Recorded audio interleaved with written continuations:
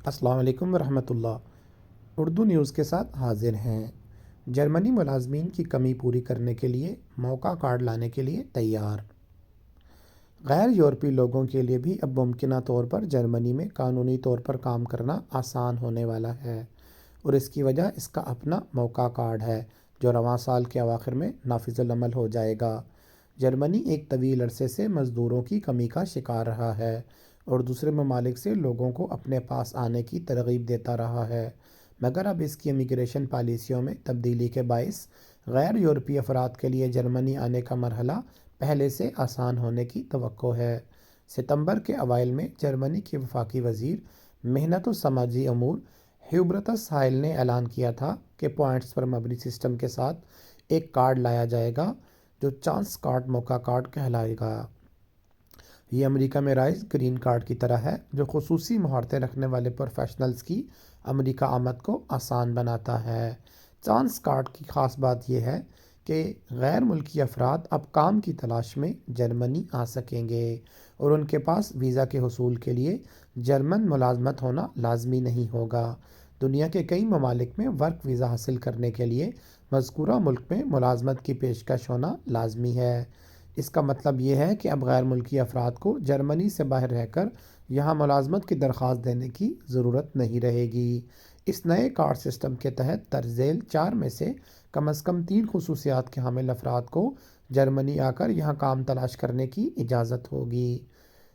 College degree, German زبان پر عبور یا جرمنی میں رہنے کا تجربہ، 3 سال کام کا تجربہ، 35 برس سے کم عمر۔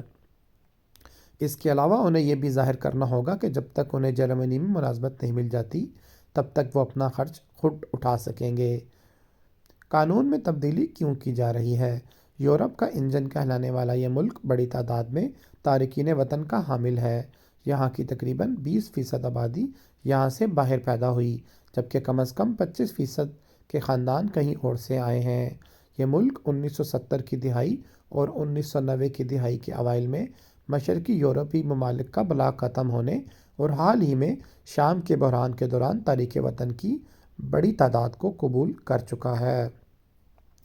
جرمنی کے انسٹیٹیوٹ آف لیبر اکنامکس میں سینئر ریسرچ الف رینے نے بتایا، جرمنی میں عالمی جنگ کے بعد جو معاشی تیزی آئی وہ بڑی تعداد میں تارکین وطن کی آمد کے باعث تھی۔ اس ملک کو اس وقت لاحق سب سے بڑا مسئلہ عمر رسیدہ افراد کی آبادی کا ہے، جس کی وجہ سے اگلے چند سالوں میں جاب مارکیٹ میں اتنے لوگ آئیں گے نہیں جتنے کہ اس میں سے نکل جائیں گے۔ جرمن اکنامک انسٹیٹیوٹ میں خاندانی پالیسی اور ترک وطن کے معاملات پر مہارت رکھنے والے ویڈیو گسٹون کہتے ہیں کہ مزدوروں کی کمی جرمنی میں ملازمت کے تمام شعبوں کو متاثر کر رہی ہے، مگر اس وقت سب سے زیادہ مسائل سائنسی، تکنیکی، طبی اور نرسنگ کے شعبوں میں ہیں۔ معیشت پر اس کے اثرات، اگر یہ مسئلہ حل نہ ہوا تو اس کے جرمن معیشت پر اثرات تباہ کن ہو سکتے ہیں۔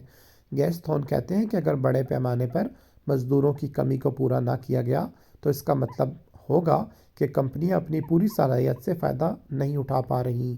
صنعتوں میں اس کا مطلب فیکٹریوں کے ملک سے باہر منتقلی اور جرمنی میں اشیاء کی رسد میں کمی ہوگا۔